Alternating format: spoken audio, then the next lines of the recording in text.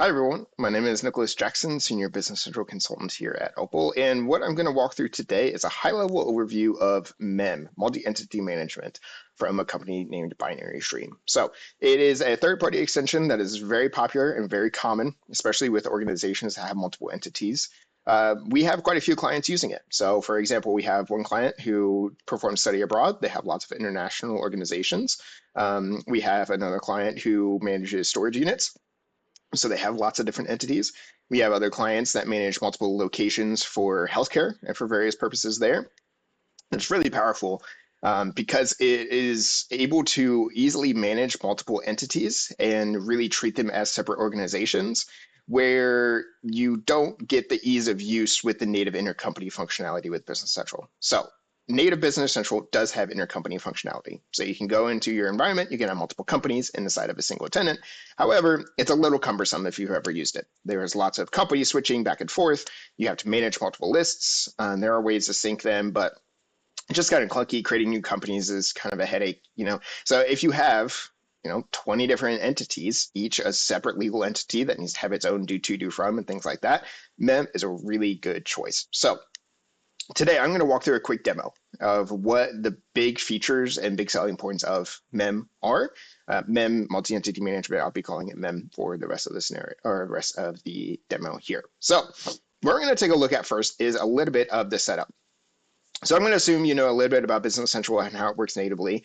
And what we are going to walk through is first by taking a look at our dimensions. So dimensions are obviously one of the biggest things inside of Business Central. The ability to track many different areas of your organization with certain transactions and tag them accordingly. What MEM does is adds and overhauls your global dimensions. So actually, let's go over to global dimensions first. We'll look at the Gen Ledger setup. And what we'll see here as we scroll down here, our global dimension 1 is a dimension called company. You can call it company, entity, whatever you're like, whatever makes most sense to you. Now, what MEM does is it overhauls this first global dimension and adds a lot of extra functionality on top of it. So when you install MEM, it's going to ask you which dimension you want to use as your entity. And for this reason, we recommend starting with the blank slate and an empty company just because it overhauls so much, and we'd be more than happy to help you with that. But what it does is, again, just sets global dimension 1 for your global as your entity dimension. And if we come over here and we look at our dimension list, you can see here we've got a company dimension. Over to the dimension, and we'll take a look at the dimension values here. And for this one, we've got just a handful of different dimension values listed. We've got 5 entities or 5 companies, essentially.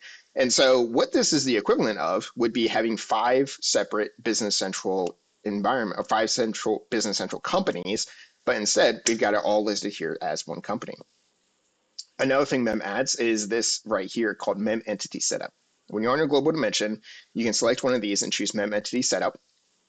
And this looks a lot like your company card that you have natively in Business Central, but this is for an individual entity. So you can do lots of different things related to a specific entity. Really, they're designed to be separate legal entities. So for each one of your dimensions here, you have a legal name, their own logo, their own tax ID number, their own email, homepage, their own addresses, things like that. You can have lots of different settings related to each one of your entities, basic shipping information or payments. You can have different number series all across the system for each one of your individual entities. There are some user-defined fields that you can set for each entity. 1099s, you can also manage 1099s separately for each entity or combine them up, however, which way you would like to manage it. So there's lots of different functionality related to each individual entity, and it's really like setting up your own company. So this is really powerful. You can see as we scroll through the list here, there's lots of different entities inside of this one Business Central company. It really makes it super easy to manage all of these different entities at once. So the process for creating a new entity or a new company is simply just adding another dimension value. There's a few other things that we can set up or that we would need to set up, but it really is as simple as adding another dimension value, and then it's available and ready to use. So the big thing that MEM adds on top of these dimensions here is the concept of intercompany. So as soon as you have multiple companies and they're doing business with one another, you're going to need intercompany. And natively, if you just used, there's nothing preventing you right now from spinning up a normal Business Central environment and adding a company dimension and adding your companies here. Well, you would lose the functionality of intercompany and restrictions between the different companies. So what we have here is if we go to MEM Setup, there is here MEM Intercompany Setup. And what this does is it asks you, okay, here's your originating entity. Here's your destination entity or company. What are your due to, do froms for each one of these? So if we take our originating here, let's say New York, and our destination entity over here, again, these are just looks up to the dimension values, is Atlanta. You can see here, we've got many different due to, do froms for each one of our accounts between the 000 and the 100 company. So you can see here, they're actually all the same account. And that's something that we see very often, or actually they're separate. The due to from due to account name and due from the originating side, and then from the destination side, you'll see the same account. You can break it out into individual ones if you wanted to. We actually even have clients who will do it all inside a one GL account and just use dimensions to manage their due tos and due froms there. But this is a very common setup that you will see where you would have these two be the same, these two accounts be the same as well. And it's simply just debits and credits. What is the balance of the account? And that is an easy way to manage your due to, do froms. So if we go take a look at the chart of accounts, we'll actually be able to see all of the accounts that are listed for your due to, do froms. All right. I'll scroll down here. For our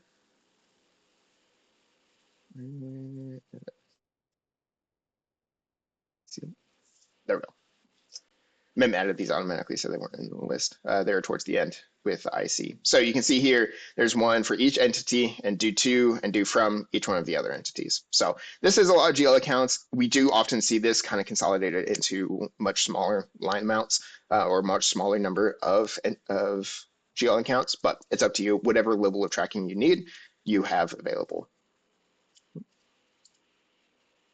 This is also set up so that you can have intercompany between really any two different entities. Now, what we do see often is we see often a parent-child relationship between entities. So for example, let's say there's one global headquarters, and then there's lots of other destinations. And the global headquarters is the one that manages your AP and manages your AR, and everything flows through that, and then just everything else gets allocated to your different entities. And we can absolutely set it up that way as well. There's some specific screens that we can set up to kind of organize your perform your org chart and create an org chart inside of MEM and have it allocate things accordingly there. And what we can do is we can block intercompany from your subsidiaries.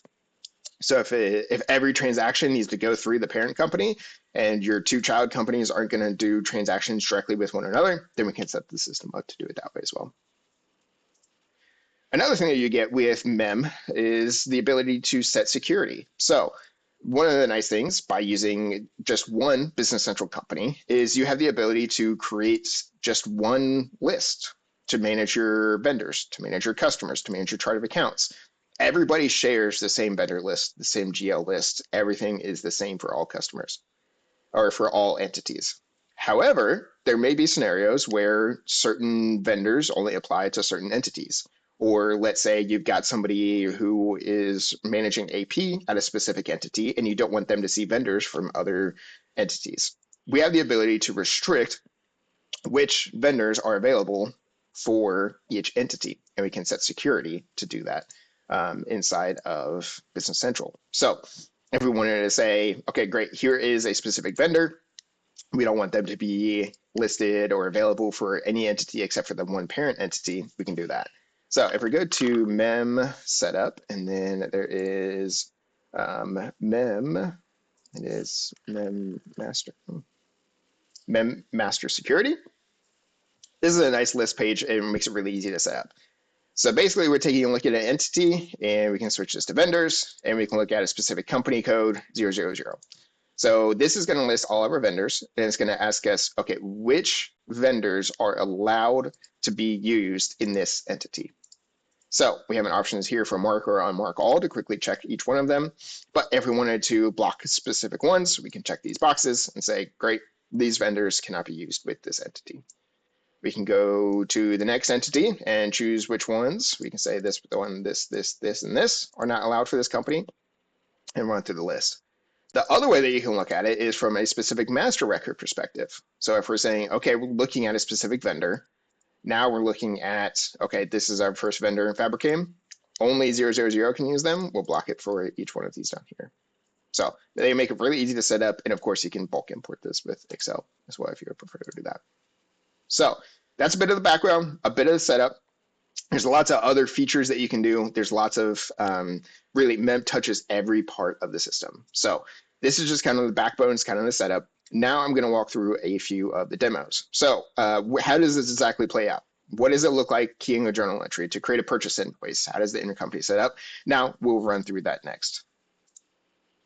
So that was a bit of the setup. Let's go through an example with taking a look at a general journal, for example. Come over here to general journals, and I've got a default batch listed here. Okay. Here are two transactions that I just went ahead and keyed as ahead of time. This is a very simple entry. Before we get to this entry, though, I do want to point out that we do have an additional field up here in our header, not just the batch name. We do have company code and allocation template.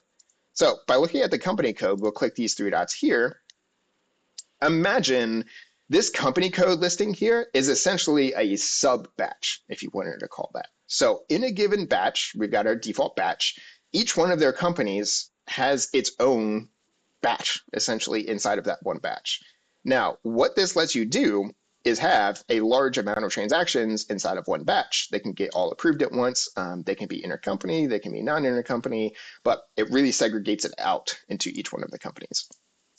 So I'm looking at 000. I'm going to be using that one a lot. We can imagine this is kind of the main parent entity. And here, this is a very simple transaction. Again, coming down here, looking at, we've got prepaid rent and rent leases, right? Pre-basic accrual entry.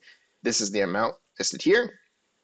And from a MEM perspective, the other thing that it adds is, it doesn't really add it. It just simply moves your company code over here. Again, it's a dimension. It works just like dimensions anywhere else in the system. We've got dimension code is 000, 000. The thing to remember is you will see all across the system, in MEM, you will see company code at the header, and you'll see company code at the line. If these two match, it is not intercompany. If these two differ, it does become intercompany. And I'll show you some examples of some intercompany transactions here in a little bit. But to keep things simple, this is very standard, right? We've got 000 at the top and 000 down at the bottom. This is not going to be intercompany. So to show you that, I'll choose post, I'll choose preview posting, and we can see, great, this is two GL entries, very simple. We've got our credit, we've got our debit, nothing too crazy here, all right? Now, if we wanted to make this intercompany, we could flip this from one company code to another. So we could flip this from New York to Atlanta, and we can go to post, choose preview posting here.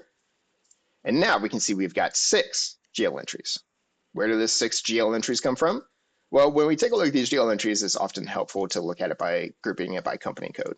So all that hits on the 000 side is your intercompany accounts. So you've got the debits and credits wash here on your GL for your intercompany account for 000. And then for 100, you've got 16100. And you've got your prepaid rent and your rent and leases, as well as your 2 intercompany accounts. So this one might not make an awful lot of sense. Let's switch this back to, let's say, company code here, and let's do company code down here. So if you want to do an intercompany journal entry, you can do that here. Set your company code one thing at the top, your company code down here at the bottom, and that will let you do either regular transactions or intercompany transactions. So journal entries, very similar. You're just going to have that company code that's going to swap up just a little bit. Next, probably maybe a little bit more common use case is going to be on a purchase invoice. So let's go over to sales, let's go over to purchasing. We'll create a purchase invoice. I'll create a new one here. First thing it's going to ask me, this is a new screen. When you create a new document inside of MEM, it's going to ask you which company you are creating it for. And the question you need to ask yourself is which company is going to hold the AP? So where is the AP going to hit? And most of the time, if you have a parent company, that's what it is going to be. You can also set what this default is. So it's going to ask you each time, but you can set your default, and you can set your default company or default entity as a setting in MEM. So it's going to ask me for which company. I'll say 000. All right. And we'll go through. It'll ask for a vendor. Let's say I bought something from Fabricam. Come over here to my vendor invoice. Here's an invoice number I typed in. We'll come down here to the line section. This is a GL account. Let's say we bought some travel expenses, just filling in some information here. We'll say the quantity is $180. Great. So this is very simple. No intercompany, nothing like that. Very simple AP. We'll choose, let's hit post, preview posting. And we'll see, again, 2 GL entries, vendor ledger entry, nothing too crazy here. Now, a very common scenario would be, let's say we, as the parent entity 000 is going to take the AP, but the expense itself actually needs to sit on another entity's books. Well, to switch this to make it intercompany, all we need to do is switch this to whichever company is going to take the expense here. Let's say Atlanta instead. Now, if we go to preview posting, we will see GL entries. There are now 4 GL entries.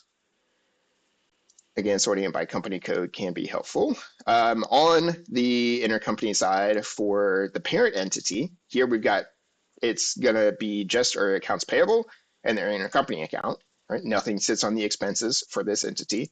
And then we've got intercompany down here, and the actual expenses sit on the 100 company code instead. So that's a nice scenario where one parent entity would take the AP, they process and manage the AP, and then the child entity is the one that actually incurs the expense.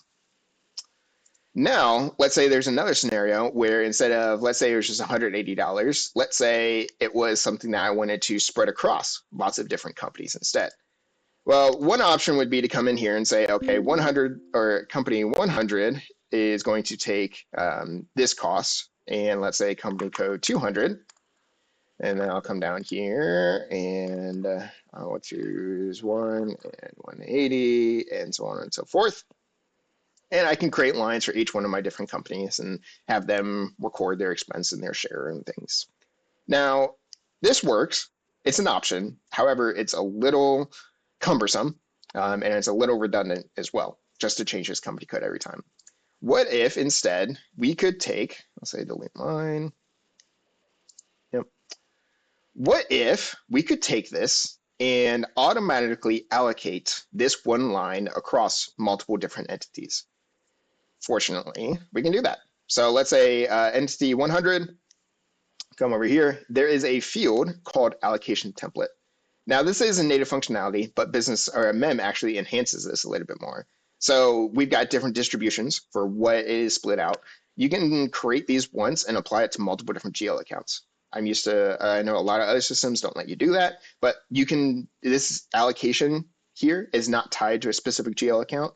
You can allocate and set up your ratios and apply it to really any different GL account, which is great. So we'll take this, this is a 5-way split between the 5 different entities. And so now let me actually change this to something, let's do 180 times 5 instead. So 900. And let's do the preview posting here. And what we should see is now a lot of GL entries. And what the system did is it took it, let's again sort it accordingly here. Let's actually filter it down to just our parent entity. So what does the parent entity see on this transaction? Well, first thing that they see is obviously the full AP amount, right? They're the ones in the header. That is who it needs to be split out by. Next, they see their share of the travel expenses. So this was $180. It actually does need to sit on their books for $180, right? Because there was an even 5-way split between all 5 entities. They need to record some of the expense. However, what happens to the other 4 chunks of the allocation? They hit the intercompany accounts. So you can see each one of these is separate. I see 000 due from 100, 200, 300, and 999. So this is what the parent entity sees. And then if we clear the filter and take a look at 100, for example, we will see very simply, here's the expense and here's the liability. Here's the, this is for their individual section, for their individual portion of the allocation. Again, looking at it for 100, 200, 300, and 999. They all share part of that expense. So by simply setting that one field, look, we've got 14 different GL entries that get created by only having one line on our purchase invoice. So really powerful feature with this allocation templates. You can set up as many different ones as you would like. You can default them for different vendors. Lots of different things that you can do with these allocation templates. And it really saves a lot of time, especially with your allocation of expenses. All right, so that is purchasing. Let's jump over quickly to the sales side. Yes, I do want to exit. Let's go to sales and let's create a sales order instead of sales invoices. Now, one thing that you can do as well, this is really just we've just been kind of looking at parent-child relationships, right? Where you might have some due tos and due froms. Now, let's say you have an organization that might have actual due tos and due froms and purchasing from one entity to another. So if we go over, let's take a look at our customer list first. What you can do is you can set up customers inside of Business Central or inside of MEM specifically that are tied to specific entities. So if we go look at this intercompany customer here, we can see there is an intercompany entity associated with this customer. So when I am buying something, or in this case, I'm going to make a sales order, it's a customer, I can choose this customer card listed here, and it is going to be associated with this entity, and it is as if the parent entity is buying something from another entity, right? And let me show you how that would work. So we'll come back here to our sales, go to sales orders. I will create a new sales order here. Again, it's asking me for my default entity. All right, the customer name, who am I going to buy this from? I'm going to buy it from Renaissance Music. So this customer is set up with one of those intercompany codes. So we'll come down here, we'll choose our item, good old Athens desk here. Ask for a location, I'll say location blue, and I'm just going to buy one of these. Keep things simple. Right. So nothing too crazy here. No intercompany directly on this transaction here. Our company code in the header and company code in the line are going to be the exact same. So nothing too crazy. Now, if I go to post and preview posting, again, same thing here. Nothing is going to look too crazy. We do have quite a few GL entries simply because it's inventory and there's taxes associated with it. So you're going to see lots of extra GL entries, but there's no intercompany going on here. Because these two entities are separate, are actually being treated as two entirely separate entities listed here. So one of the coolest features, though, as I will show you right now, is if I choose post, I will choose ship an invoice. It's asking me a very important question here and a very powerful question. The sales order is created with an intercompany customer. Do you want to create a purchase order using the intercompany entity of the customer? You're going to say yes. So by posting this sales order here, it is now going to go and create a purchase order for me with the same exact information here for that individual vendor. So it looks kind of funky and it doesn't make an awful lot of sense because it's all happening inside of the same company, inside of Business Central. But if we go over here to purchasing and we'll look at the purchase orders, we will see that, let's go down here, there is now a brand new purchase order here for this Athens desk. Quantity of one, all the information that's going to be tied to that is going to be brought over here. And we can even see here, there's an IC doc number, so an intercompany doc number. What is the sales order that created this purchase order from the intercompany perspective? It's this right here. So these two documents are now tied to one another. So really powerful feature if you do have companies buying and selling from one another. inside of your organization. There's no real do to do from. They're separately managed. There's AP and AR type with the two of them, but you need to manage them, keep the books. You can do that all within MEM as well. Great. So last thing I want to take a look at is that was basically the sales and purchasing side. There's lots of, like I said, MEM touches every single aspect of Business Central, and I could spend hours and hours and hours talking about them. I just want to hit the highlights, the finance, the purchasing, the sales, things like that.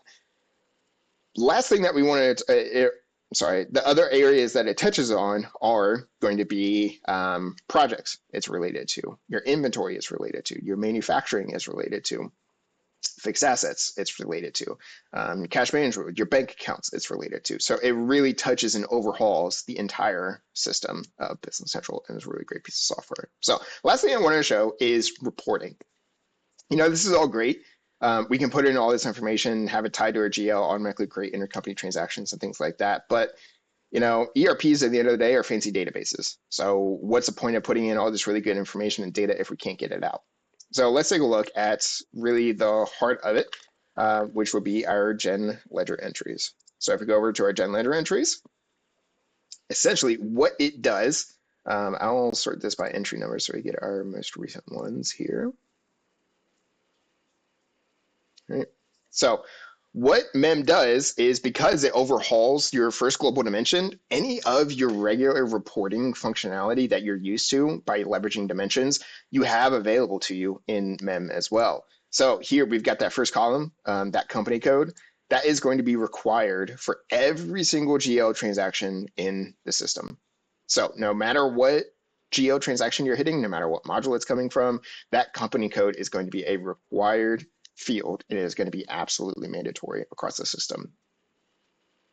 So MEM also has its own version of many different reports. So if we go instead over here to the chart of accounts, give me a second here. MEM creates its own version of many of these reports, and sometimes it adjusts the layout of those reports. Sometimes it simply just adds an entity filter onto the page for you. I'll give Business Central a second here. This is a sandbox environment that I just spun up, so it's being a little bit slow. But if we come over here to reports, give us a second here, you'll see these reports. If you look in the background, you'll see all of these look just like your normal Business Central options for your reports here on your chart of accounts. You got a basic chart of accounts listing. You got a trial balance, spreading global periods, spreading dimensions, looking at your various account schedules. I'll give this a second. I may need to refresh the page if this doesn't come back. There we go. All right, so we've got our chart of accounts. If we go to reports and we run, let's say, trial balance, spread global dimensions. I just picked a report here at random. Give it a second. Again, apologize, the database is being a little slow in this environment. What we'll see is we'll actually see the MEM version of this report. And when I say MEM creates its own version of the reports, it creates versions of almost every single report in the system. And this allows you to filter on a specific entity. So if you need to run an aged AP by entity, or an aged AR by entity, a trial balance by entity, anything like that that you'd need to, MEM is going to have available. So again, a lot of the reports might actually already have that native functionality by just being able to filter on dimension. However, if it doesn't, MEM adds that functionality for you. So pretty much any report in the system is going to be able to have that functionality. All right. There we go. So you can see up here in this report request screen, it is actually a MEM trial balance spread global dimension. So what it does is it has all of these native options. It looks just like your normal MEM trial balance that you're used to, but it has an option down here for your company filter now as well. So if you wanted to take this report and filter it by a specific company, then you can do that. If you want to run it by a specific entity, you're more than welcome to do that. So pretty much any report in the system, you're going to be able to filter and run by a company. All right. So that was it. That's a high-level overview of MEM and how it works with Business Central. Again, lots of things that I didn't have time to touch upon. Lots of different setup that we can do related to security, permissions, and things like that. Lots of intricacies in the purchasing module and the sales module. Really, however your business or operation operates, MEM can be a great fit for it. Where MEM shines is really when you're managing large entity or a large number of entities. You can have as many different entities as you want. Usually the threshold between intercompany and MEM is usually about 4 or 5, and it depends on the organization and the business model. If you have one company that's your primary company and another company that's just a landholding entity, and you make 1 or 2 journal entries in it per month, MEM might not be a great fit. You don't necessarily need the intercompany and the extra management. You can do that with native Business Central. Just switch companies to make those few entries, and then you could do some consolidated reporting. But if you're doing 3 or 4 entities even, and you're doing intercompany transactions, and you're finding yourself having to switch back and forth between companies pretty often, MEM can be a really great fit, and it's honestly really affordable for what it is. So if you're curious, if you want to know more, feel free to leave a comment or feel free to reach out.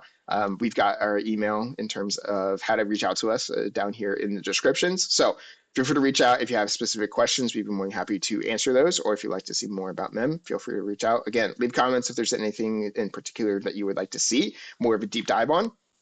But really appreciate your time running through this, and I hope you guys have a great day.